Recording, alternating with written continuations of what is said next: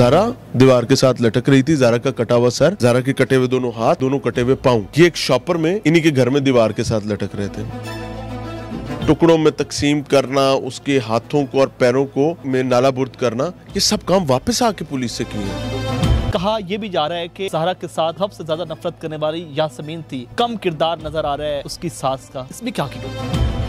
Problem was कि जो कमाए तली पर लाए, हमें मिले हम आगे उसकी बीवी को दे। ये शरन कानूनन किसी भी तरह से ये समझ से बालातर चीज है और उसका नतीजा इस केस में देखा गया।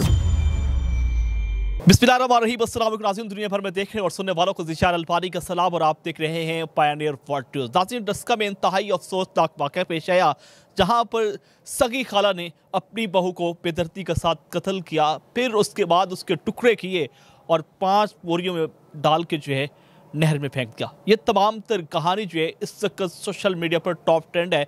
मियाँ इमरान रशीद हमारे साथ मौजूद हैं, सीनियर सहाफ़ी हैं और इनका बड़ा मशहूर प्रोग्राम पाकिस्तान पूछता है ये करते हैं। PIN से बात करते हैं। अस्सलाम वालेकुम। वालेकुम रहमतुल्लाह। मियाँ साहब, आपने बड़े प्रोग्राम किए और यकीनन इन्वेस्टिगेशन प्रोग्राम होते हैं, ये वाक़या कभी तारीख में पहले इस तरह का देखा?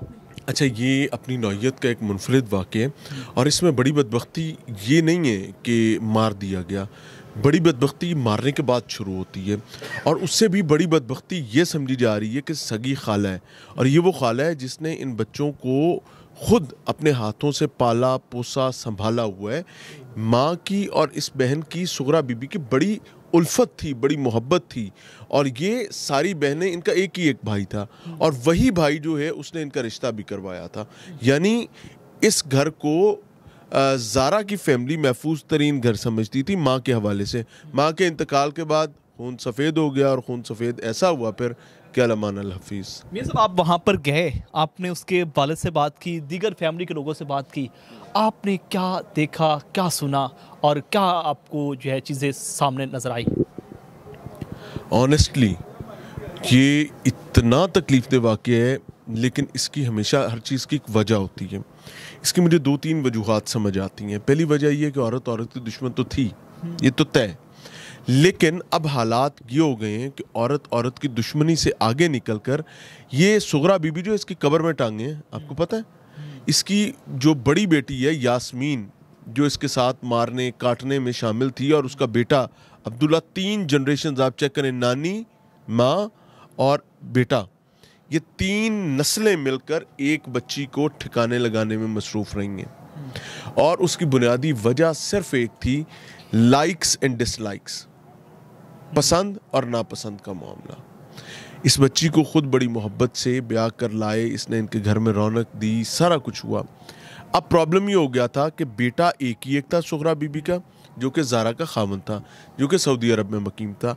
अब प्रॉब्लम ये हो गया कि माँ ने अपना बेटा तो ब्याह दिया, लेकिन उसे बेटे का हाथ नहीं छोड़ा जा रहा था कि जिस औरत को मैंने अपना बेटा जिसके सुपुर्द किया है, बीवी बनाकर, जिसको उसका खामन बनाकर अपना बेटा दिया है, उसे वो डाइजेस्ट नहीं हो रहा था और ना ही नन से डाइजेस्ट हो रहा था कि अब हमारा भाई ब्याह गया, अब वो अपने घर वाला है।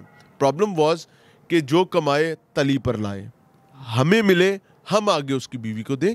ये शरन कानूनन किसी भी तरह से ये समझ से बालातर चीज़ है और उसका नतीजा इस केस में देखा गया। मियाँ साहब, आपने वालिद साहब का इंटरव्यू किया, कदीर के बारे में उनकी वालिद का क्या मौक़िफ़ था? कदीर के बारे में उनके वालिद का मौक़िफ़ बहुत क्लियर था और वो समझते हैं कि कदीर एक फरमाबरदार दामाद था, उनकी बेटी से बहुत मोहब्बत करता था और इस तमाम तर वाक़े में कदीर का कोई लेना देना नहीं है, बल्कि वालिद ये समझते हैं ज़ारा के कि ज़ारा की फैमिली की तरह और ज़ारा की तरह कदीर भी विक्टिम है और उस विक्टिम ने जब पाकिस्तान आया, जैसे वाक़े का पता चला तो ही केम बैक टू पाकिस्तान और आकर उसने ज़ारा की आखिरी रसूमात खुद अपने हाथों से की हैं। उसने उसके जिस्म के टुकड़े खुद समेटे हैं, खुद समेटने के बाद अपने हाथों से एम्बुलेंस में रखे हैं।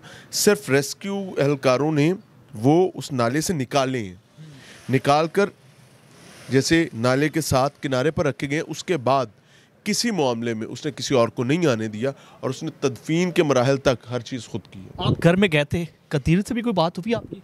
कदीर से मेरी ना मुलाकात हुई है ना मेरी बात हुई है। हाँ, ज़ारा के भाइयों से मेरी मुलाकात हुई है, ज़ारा की भाभियों से बात हुई है, ज़ारा के ताया की फैमिली से हुई है, ज़ारा के वालिद से हुई है और ज़ारा के मामू से हुई है। ज़ारा और कदीर दोनों के मामू से हुई है, यानी जो कातिला खातून है उसके सगे भाई से। सगे भाई ने क्या कहा? हाँ, वो इंतहाई शर्मिंदा है और वो ये बात कहता है कि जी ये निशान इबरत बनना चाहिए।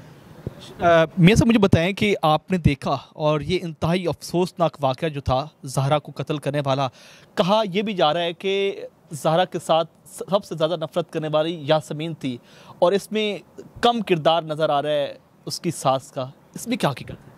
कम किरदार कैसे आप कह सकते हैं? वो खातून जिसने ज़हरा के चेहरे पर तकिया रखा है और ऊपर बैठी रही है, उसका कम किरदार कैसे हो सकता है?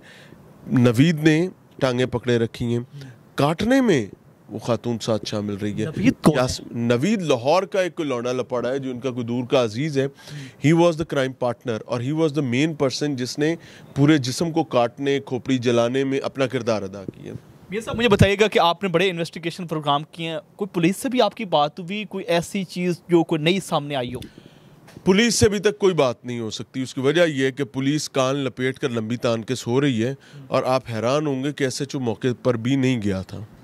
एसएचओ नहीं पहुंचा? हाँ जी, जिस वक्त ख्वातीन को अरेस्ट कर लिया गया, अरेस्ट करने के बाद तमाम चीज़ें हो गई, फिर ये वापस भी आ गई। ज़ारा घर में लटकी हुई थी दीवार पे, ज़ारा दीवार के साथ लटक रही थी। ज़ारा का कटा हुआ सर, ज़ारा के कटे हुए दोनों हाथ, ज़ारा के दोनों कटे हुए पाँव, ये एक शॉपर में इन्हीं के घर में दीवार के साथ लटक रहे थे। इन ख्वातीन ने पुलिस से रिलीज होकर वापस आने के बाद उसके सर को टुकड़ों में तकसीम करना, उसके हाथों को और पैरों को नाले में नालाबुर्द करना, ये सब काम वापस आके पुलिस से किए हैं। अच्छा। हाँ जी, यानी पुलिस की इनपुट इतनी अच्छी है। मियां साहब क्या लगता है ये केस किस तरफ जाएगा और केस कहाँ तक पहुँचेगा? ये केस जाना तो जस्टिस की तरफ ही चाहिए, लेकिन ये सुस्त रवि का शिकार हो सकता है। उसकी वजह हमारा रवायती जुडिशल सिस्टम भी है, पुलिसिंग का सिस्टम भी है। आप इस चीज़ को, मेरी बात को ज़्यादा बेटर अंडरस्टैंड इस हिसाब से कर सकते हैं कि है वो पुलिस एहलकारी एएसआई ज़ारा का वालिद, लेकिन पेटी भाई की शर्म पुलिस ने इतनी कमाल की कि एसएचओ मौके पर नहीं आया। इस पूरे केस की एक एक चीज़ को खुद इन्होंने अनर्थ किया है। जो एक पुलिस में इनका और रिलेटिव है जिसका कोई ताल्लुक ही नहीं है इस केस के साथ, उसने लाकर उगलवाया है कहानी, सारा मामला मतलब जी उसने उगलवाया है कि भाई जी क्या हुआ है। उसके बाद लाश मिली है। बहुत शुक्रिया नाज़रीन, आपने गुफ्तगू सुनी। मियां इमरान अरशद हमारे साथ मौजूद थे और यकीनन बड़ा हैरान कुन इंकशाफात किए हैं कि पंजाब पुलिस ने वहाँ पर बड़ी सुस्त रवि का जो है सामना किया और बड़ा हैरान कुन जो है उनके जो तसरात थे। और इस वक्त जो सूरत हाल है, तमाम के तमाम मुल्ज़िमान गिरफ्तार हैं। नई कहानी और नई अपडेट कोई आएगी तो आपके सामने रखेंगे। अपने मेज़बान इशार अलवारी को पायनियर वर्ल्ड न्यूज़ से इजाज़त दीजिए। अनानी के बाद।